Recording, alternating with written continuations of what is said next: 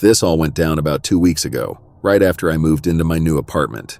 I'm Sarah, by the way, 32 years old and living solo. I had just finished unpacking, which didn't take long since I don't have a ton of stuff. One day I'm heading out to work, grabbing my bag and keys, and I spot this lady walking towards me. She's probably in her mid-40s to 50s, looking like she's had a rough time. She's got these big bags under her eyes, and her voice is all raspy from smoking a lot. She's like, "Hi there, you must be the new neighbor." And I'm like, yeah, just moved in a few days ago. Then I notice she's hiding something in her hands and she's super eager to show me. She's got this big, kinda scary smile and her teeth are all messed up. She's like, I want you to meet someone, and whips out this weird-looking doll. I'm just trying to be polite, so I'm like, "Nice to meet her," and make my excuses to leave for work. She tells me to call her Emma as I hop in my car and drive off, but I catch her in my rearview mirror, holding that doll and staring at me.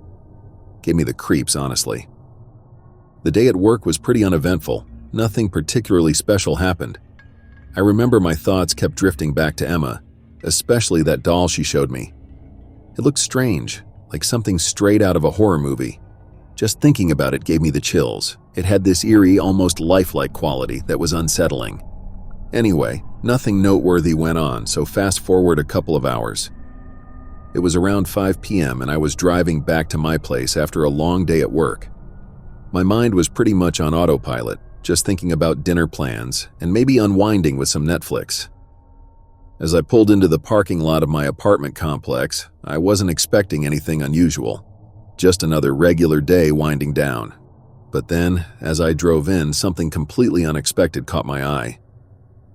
There was Emma, the lady I had met earlier, and she was sitting right in the middle of the road. And she wasn't just sitting there, she was playing with that odd doll she had shown me earlier. I remember sitting in my car just staring in disbelief. What on earth is she doing? I thought to myself. It's not every day you see your neighbor playing with a doll in the middle of the road, right? I slowly drove past her, trying my best not to show how freaked out I was, but then she noticed me, and man, the look she gave me was just unsettling. She had this decaying smile, like something was off. Doing my best to stay composed, I gave her a quick smile back and parked my car.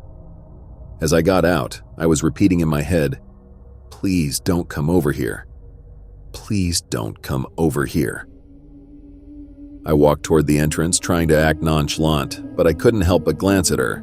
She was still there, singing to her doll in this slow, creepy voice. I quickened my pace, almost jogging to the door now. I was thinking, just get inside, lock the door, and this will all be over. Right before I reached the entrance, I took one last look back. Emma had stopped singing. She was standing up, holding the doll in one hand, and she looked visibly upset. We were locked in this strange stare for what felt like an eternity. Eventually, I snapped out of it, mouthed a quick sorry to her, and hurried into my apartment. I locked the door behind me, my heart still pounding. Emma had really scared me, and I just wanted to put as much distance between us as possible. I dropped my things, went to my room, and collapsed on my bed, trying to make sense of what had just happened.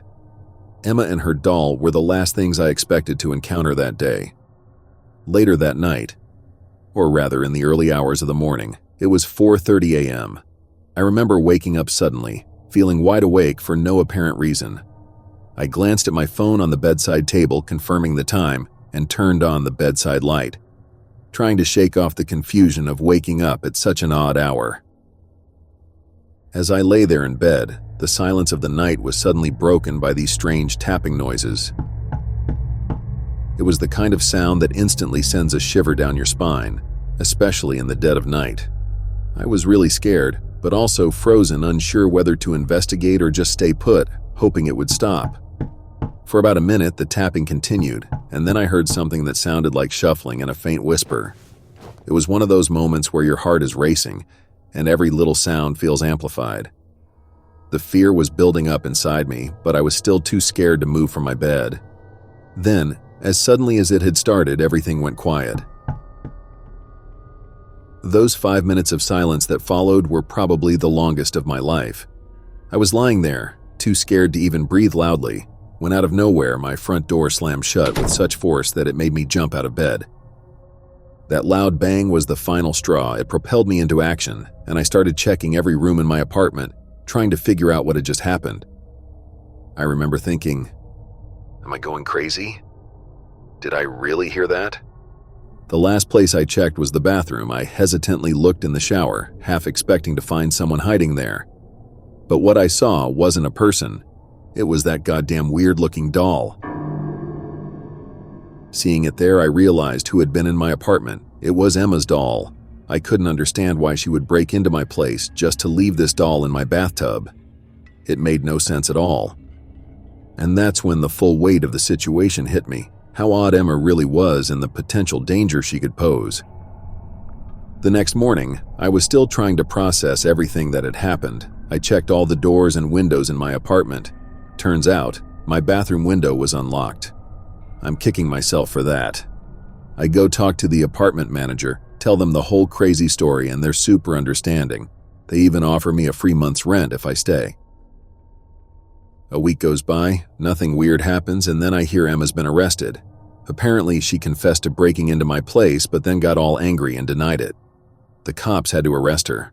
I was so relieved, threw out that creepy doll, and just tried to move on with my life. Never want to go through something like that again.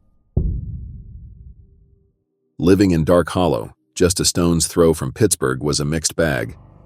The place was gorgeous, full of lush greenery and charming old houses. But, man, having the Ward family as neighbors was like living next to the cast of a horror show. They were the kind of folks who could turn any normal day into an episode of Twilight Zone. Winston Ward, or Win as he liked to be called, was the head honcho of the family. My interactions with him were mostly during my teen years. As a girl, I got this special kind of attention from Win that was just off. He was overly polite, but in a way that made my skin crawl. It was like he was being nice, but with an ulterior motive. There were times when I caught him giving me these looks that were downright predatory. Like this one time at a convenience store, he followed me around, getting way too close for comfort. He even sniffed the air near me, which was just plain weird. I remember walking through the store trying to shake off the uneasy feeling, but at every aisle, I could see him in the corner of my eye. Each time I turned a corner, I hoped to lose him. Then, after some time, I came from the candy aisle, lost in thought about which candy to pick. For a brief moment, I forgot about Win, but as I took a right turn at the end of the aisle, I nearly jumped out of my skin. There he was, standing barely a foot away from me. I was a bit shorter, so he towered over me, looking down with this unsettling, twisted smile. He had his hand behind his back, and I noticed it moving slightly. Then he said, "Is this the candy you are looking for?" I was in shock, frozen on the spot. Not knowing what to say, I stayed polite, not wanting to cause a scene in the grocery store. So I just muttered a quick, "Thank you, Win," and moved on. I rushed to the exit of the convenience store as fast as I could, not even daring to look back to see if he was still there. The whole experience left me feeling like I'd just escaped a giant creep lurking in the shadows. Win was weirdly nice to women and girls, but to guys, he was a nightmare. My brother once had a run-in with him that nearly ended with his car getting bashed in by a baseball bat. Win didn't mess around. And then there was this one night that still gives me the creeps. I was in my room trying to fall asleep when I heard these weird noises outside my bedroom window. It was like a scratching sound, followed by a soft tapping. At first I thought it was just a tree branch or something, but it was too rhythmic, too intentional. I lay there, frozen, listening to this eerie sound that seemed to be getting more desperate. I mustered up the courage to peek through the blinds, and what I saw chilled me to the bone.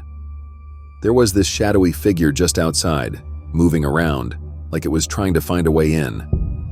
The moonlight wasn't enough to see who it was, but the shape, it looked too big to be an animal. I remember my heart pounding so hard I could hear it in my ears. I wanted to scream for my parents, but fear had me paralyzed. The figure lingered for what felt like an eternity, then it just vanished. The next morning I checked outside, half expecting to see footprints or something, but there was nothing. It was like it never happened. But I couldn't shake off the feeling of being watched, of being vulnerable in my own room. It was one of those moments that stick with you, making you question every creak and groan of the house at night. And as you can guess it, I knew it was one of the neighbor family, which didn't help to comfort myself. Then there was Maggie, Wynn's wife. She always had on a ton of makeup and these super thin eyebrows. She'd sit on their porch, knitting what looked like a bird's nest of yarn. And she had this creepy way of singing nursery rhymes. Once when I dropped off some mail that got delivered to us by mistake, she told me this eerie story about the origins of Ring Around the Rosie.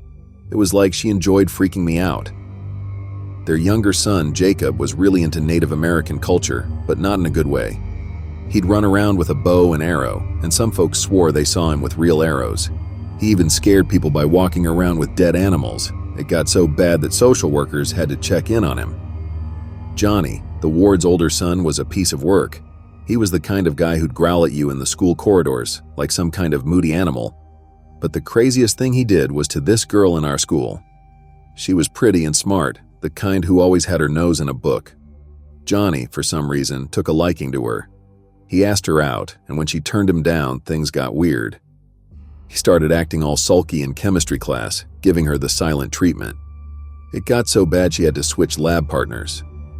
But Johnny wasn't done. One evening, she was driving home from school, and out of nowhere, she sees Johnny in her rearview mirror, sitting in the back seat, grinning like a madman. He'd been hiding there, waiting for her. She was so terrified she lost control of the car and crashed. Ended up in the hospital for a week. Johnny, he just got a slap on the wrist from the cops. No real consequences. It was insane. When the for sale sign finally went up at the ward's place, it was like Dark Hollow collectively sighed in relief. They became more of an urban legend after they left. The kind of story you'd tell to spook your friends. It's crazy to think nothing worse happened while they were here, but who knows what they're up to now. Wherever they are, it's kinda scary to think about. Every time I walk to the store or down the street, I've got this feeling he's still watching me. Though nothing happened, this feeling has till this day never left me. It's like their presence left a permanent mark on the neighborhood.